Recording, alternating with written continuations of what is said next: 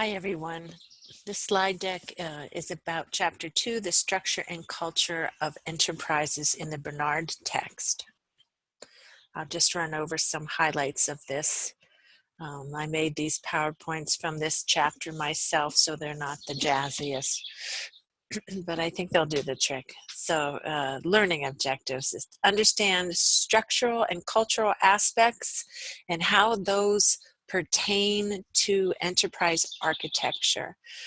We will look at several models of organizational structure and several models of organizations in this chapter as well. So why is it important to understand the people side of EA? From reading your discussion comments, I think you all understand why it's important for the people side of EA. At least many of you commented on the need to communicate and the lack of communication that you've experienced in your organization. So enterprise architecture is as much about the people and social interaction as it is about processes and resource utilization. In this chapter, Bernard also talks about change and change management. Well, that's all about people. And EA is often associated with change. And since change involves people, EA is about managing people and bringing them along with new initiatives. So let's talk about the structure of enterprises. So the first model that is in Chapter 2 is the Levitt-Diamond model. And in this model, I think it's from 1965. It's one of the early organizational structure models. And here there are 4 interdependent aspects in an organization: the structure of the organization, the technology, the people, and the tasks. And as you can see, a change in any one of these 4 components impacts the others. The interaction of the components underlies organizational success. So keeping these 4 components or these 4 aspects in alignment with one another really impacts organizational success. And just to note that technology in these early models encompasses not just IT, this is from 1965, but the means of production in many instances. So after the Levitt model, and that Levitt model, that diamond model, is very famous and still cited today. The Parsons-Thompson model. So Parsons' research, he identified 3 general levels that are common to most organizations: the technical, the managerial, and the institutional. And then Thompson came along and he identified different activities that occur at each level. So the institutional level, organizations formulate rules and identify their boundaries. The managerial level, managers administer resources and break down the strategic goals into tasks and activities. And the technical, as I said before, organizations is where they execute tasks and activities. They get the work done at this level. So here's just a screen grab from the text that highlights those aspects. So in figure 2.4, 2-4, I can't see it. Let me move this. Okay, relating models of organizational function and structure. So on the left we have Bernard's cube, and on the right we have a spherical version of the Parsons-Thompson model. So we have the technology, the managerial, and institutional. So here we have the cube and, technology, business, and strategy. Technology here, business layers and strategy layers, and there's overlap. And we can see here at the institutional level, we're dealing with the upper levels of the cube, the goals and initiatives, and the products and services. And at the managerial sphere, we are dealing with products and services and data and information. And at the technical level, we are dealing with systems, applications, and network structure. Also at the managerial level, it covers these three areas here. It includes systems and applications as well. The value of the model is a reference for developing EA views of structure and process for an organization.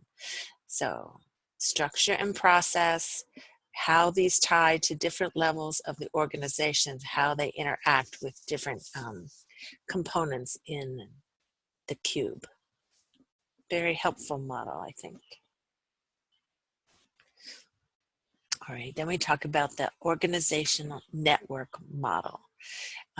In the ONM model, some of you identified that as for your organizational structure, it's less hierarchy, there's less layers of management to focus on collaborative and independent functions via autonomous teams and independent workers. The boundaries extend beyond the organization, and it's overall a more flexible form. It is used often in global online business environments because it's teams, and boundaries extend outside of the immediate organization. It involves cooperative networks, semi-autonomous teams, as I said, remove layers of management, and I went over that. So here we see that this flatter and more flexible organizational network model is better attuned or better able to respond to changing requirements. And here, this figure 2-6 relates the O&M model to lines of business in Bernard's Cube. So we could have a functional team associated with line of business 1, another one with 2, and another one with 3. And some of these teams are inside the organization and some are outside the organization, or external teams. And notice this dashed line. It's more fluid. Okay. We talked about that. You answered that in one of the focus questions. So, organization versus enterprise. When we think of the term enterprise, often we think of bigger, a very broad structure.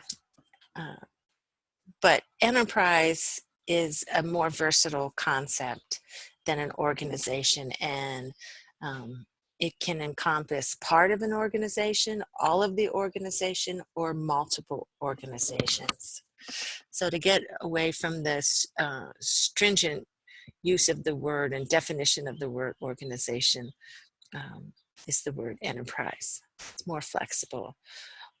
Enterprise is normally made up of vertical, horizontal, and extended components. The vertical components, as we said, are lines of business or segments. Horizontal components are cross-cutting components. And they can extend beyond one organization. Now, let's see.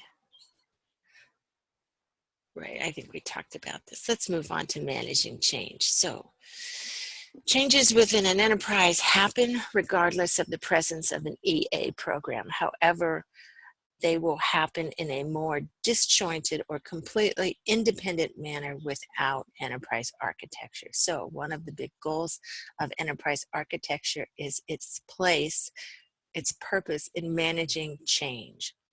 When we have an enterprise architecture, we are often executing change, and the change should be tied, of course, to strategic initiatives within the organization, and enterprise architecture helps execute those or translate those changes into actions throughout the organization. So an effect of an EA program is to coordinate change such that it is much more driven by new strategies and business requirements and less by just new technologies.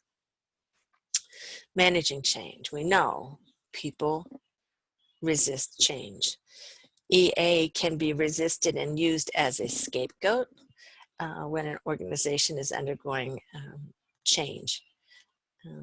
Increasing employees' level of control helps to successfully manage change and can be accomplished in several ways, including involving stakeholders in an EA's program establishment and management.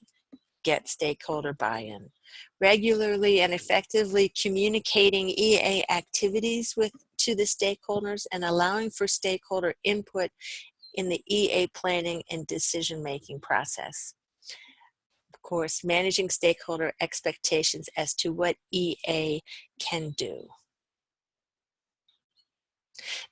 Just to go back here, there is a long and deep academic, scholarly literature on change management.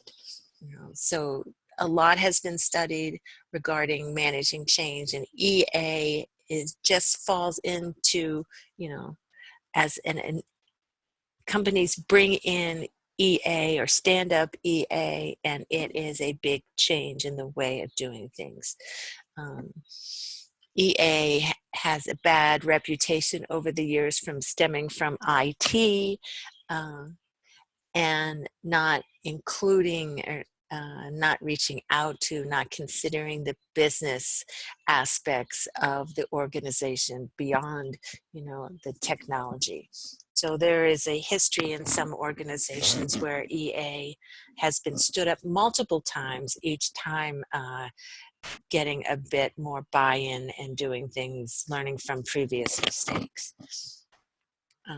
When we have some of the guest speakers in the course that we have videos on, you'll hear about how many times EA has been stood up in their organizations. So change management is the process of setting expectations and involving stakeholders in how the process or activity will be changed so that stakeholders have some control. That's so important. Have some control over the change and therefore may be more accepting. Stakeholder involvement includes governance and oversight activities, selection of an EA framework and the methodology, participation in reviews of documentation activities, and participation in the development of an EA management plan. I think we talked about management plan in chapter 1. So managing change. Expectation management is about identifying realistic outputs and outcomes. It is accomplished by collaboratively assessing the capability of the EA program to document current and future architectures. Right. So expectation management in anything is important. And enterprise architecture is no different. So there you have it. That's a wrap of chapter 2 in enterprise architecture of the Barnard text. Thanks for listening. See ya.